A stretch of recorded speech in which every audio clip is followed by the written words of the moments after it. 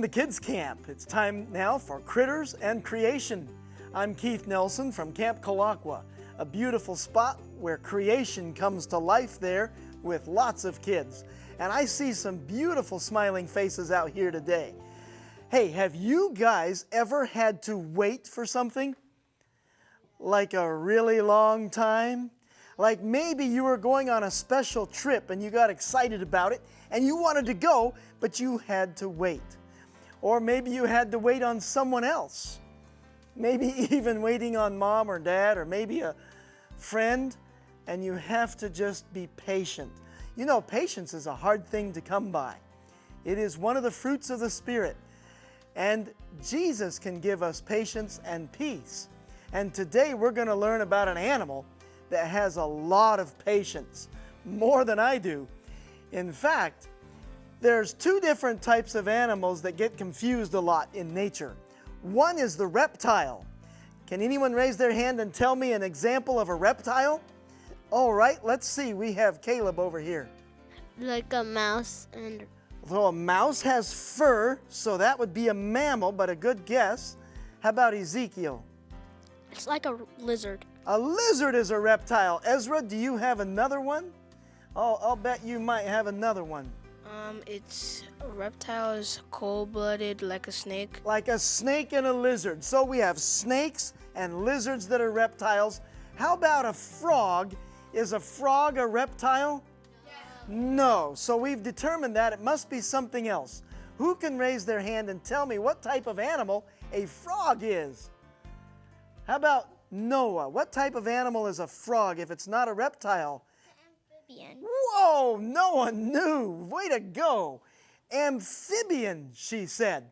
And the definition of an amphibian is an animal that spends part of its actual life cycle breathing water and part of it breathing air. When frogs are babies, they're called what? They breathe water. I think Miss Elaine knows. Tadpole. Tadpoles. Have you ever caught a tadpole? Yes, they're fun little wiggly guys that get to squiggle in the water, and they're fun to try to catch. And then they grow legs, and then they become frogs and breathe air. Well, today, we have some special ones for you today, and Miss Andrea is going to help because we have two of them. And these aren't just any frogs. Yeah, these frogs are carnivorous. So let's just slow it down a minute and see. What does carnivorous mean? Okay, Noah again. It eats meat. It eats meat. These are not your friendly plant-eating frogs. These guys will eat mice and they'll swallow them whole. Now they have teeth, but they don't chew. They go, nope, and they swallow them entirely whole. And their eyeballs help them swallow.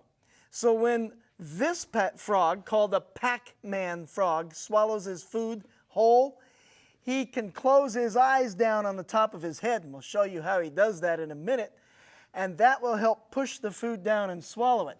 So he actually swallows with his eyeballs. Isn't that silly? Yeah, so we're going to have one here go on that side, and then we'll switch. The little one over here is a green Pac-Man frog named Tank, and he's only 2 weeks old. He'll get to be big like his, friend, the yellow Pac-Man frog, and she doesn't have a name. You might have to help me name her. But this Pac-Man frog will turn so you can see right on. Now, why are we leaving them in cages instead of holding them in our hands and bringing them around to you? Well, let me tell you why. You know why? Let's see if Caleb knows why. They're poisonous? Well, that would be a great guess. This is one time where we're more of a threat to them than they are to us. The oil on human hands, humans have oily hands. Did you know that? That oil interacts with their skin and can harm them when they get handled a lot. So we're going to let you look at him through the top here. And let me see if I can take the lid off this so you have a better view. And he can jump really far and hard, but we'll push his eyeballs and let you see how they just pop right down. Isn't that funny? And he can put his eyeballs right down. Now, the Pac-Man frog you'll notice is a little bit wet or moist. They love to sit in the mud. Do you kids like to play in the mud? No, some kids do. I did when I was your age. And the Pac-Man frog loves to hide and wallow in the mud almost like a pig. And the Pac-Man frog will have so many hours of just sitting with just his eyeballs sticking out of the mud. We didn't give him enough mud to do that here because we wanted you to see him. But they prefer deep, deep mud, and they'll nestle and burrow and squish and wiggle right down in the mud so all you can see are the little eyeballs poking up. And then, what do you think they do while they're sitting there? Ah, yeah, this is his eyes that go down right there. And what he's doing, or she, if they're under the mud sitting, they're waiting. Remember, I told you, these are the most patient animals, probably some of the most patient in the world, because they can wait or sit in the mud for months at a time. Not just minutes or hours or days or weeks, but months. Yes, Jude has a question here for us. How long does it take to lay eggs? So it will take it about an hour to lay. That's a good question. And you know how many eggs they lay? They can lay up to 2,000 eggs. And the reason for that is probably because most of them get eaten. That's a lot of eggs, isn't that's a lot of kids. You think you have a lot of brothers and sisters. Mr. Pac-Man, he has a lot of brothers and sisters. Yes, Rosalind.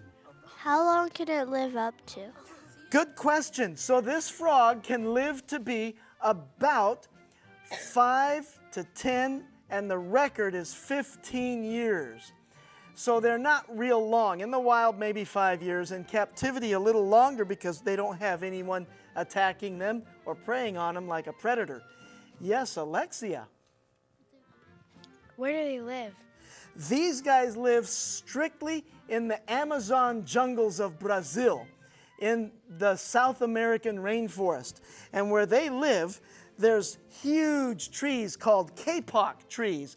And those kapok trees will provide shade and trap the moisture on the forest floor and the jungle floor. So they always have what's called detritus. Can you say detritus? Detritus. That's a fun word. Detritus is all the leaves and sticks and dirt on the ground of the forest. And that's where they like to brumate, which means their form of hibernate. So if it's colder out, they'll get down in there and they'll slow their system down and just wait. Many animals will go hunting for food, but the Pac-Man frogs wait for food to come to them. Naomi has a question. Oh, sorry, Nalani. How long do the tadpoles get to live with their parents? Oh, so the tadpoles, so the parents never get to be with them. When the parents lay their eggs, they just forget about them. Isn't that terrible? And what happens is the tadpoles have to fend for themselves and hunt mosquito larvae and little insects while they're in the swimming stage. And then when they get to be adults, they learn that game of patience, to just sit and watch for food to come to them because they're hiding. And eventually a cricket or a grasshopper or maybe a little mouse or something will come by, and when they move, after sitting for so long, they can still jump 2 to 3 times their body length. Boom! With an explosive jump, and then gulp. And that's where they get their name Pac-Man, because someone thought it reminded them of a video game from a long time ago, Wonka Wonka, where the little guy would go around eating everything. And that's what they do. They eat just about everything that moves, including other Pac-Man frogs. If anything comes by, they'll swallow it whole. Kenan, did you have a question? Did I see your hand raised? Or? Oh, I already answered it. Oh, thank you so much. Yes, Caleb has a question. Why do the Pac-Man frogs eat the other Pac-Man frogs? Well, they are not picky about what they eat, and there is a term for that in nature. Do you know what the term is when an animal eats its own kind? It's called cannibalism. And that's kind of sad, and that's something that came about after sin. That's not part of God's original design, and they can get confused. But You know what? The way they wait and sit in that mud all day and sometimes for months, you know what that makes me think of? Someone else that had to have patience.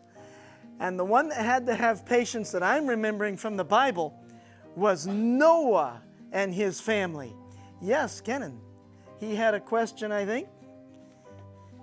Kenan, let's see. What's your question, Kenan?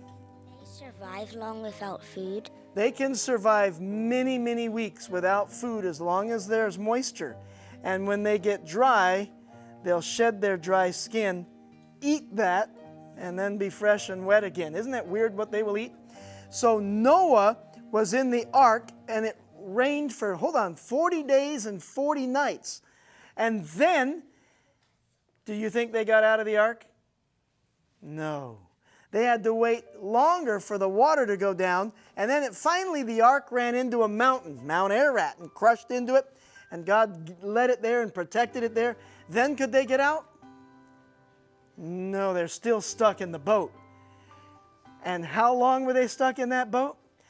After they landed on that mountain, probably a good 6 more months of sitting in a boat and waiting on the Lord's timing, because He closed the door of the ark and only the Lord could open the door of the ark, right? And so that was a lot of patience. So Noah and the Pac-Man frog have a lot in common. They both wait patiently for their needs to be met. And we could take a lesson from that. But Rosalind has a question. I don't mean to ignore you. Can the frog stay under the mud for a whole year? He can, with just his eyeballs out, as long as he's moist and getting some nutrients. They can just stay there living in that one little spot under a tree for a whole year. And imagine what it must have been like for Noah and his family, all dark. Close your eyes for a minute and think about it. You can't see the sun, you can't see the moon, and month after month goes by, and you're waiting on the Lord to open the door. Would that be hard, boys and girls? Yeah, finally you can open your eyes and the light comes in, and Jesus and God said to Noah, you know what, you can go now. You can go out into the world. And He showed them, once they got out, a beautiful rainbow. That was a promise that He would never do that by destroying the world with water again. But He is coming back soon. And we're waiting on Him. Many people are waiting on Jesus to take us home and live with Him, where we can live with animals that aren't carnivorous anymore and don't eat each other and don't get confused, where there will be perfect harmony. And you could even have a giant pet frog in your living room that might even talk to you and say things and greet you in the morning. But meanwhile, boys and girls, we're going to wait here on earth for Jesus to come in His time, when He's ready. And He will come at just the right time. In fact, He supplies all of our needs at just the right time. Not too soon, not too late. Just when we need it, that's when He supplies our needs. He does it for the Pac-Man frog, and He did it for Noah and his 3 sons and their wives. So I know He'll do it for you. Thank you, boys and girls, for coming to Kids Camp, and I hope that you can wait upon the Lord and trust in Him too. Goodbye.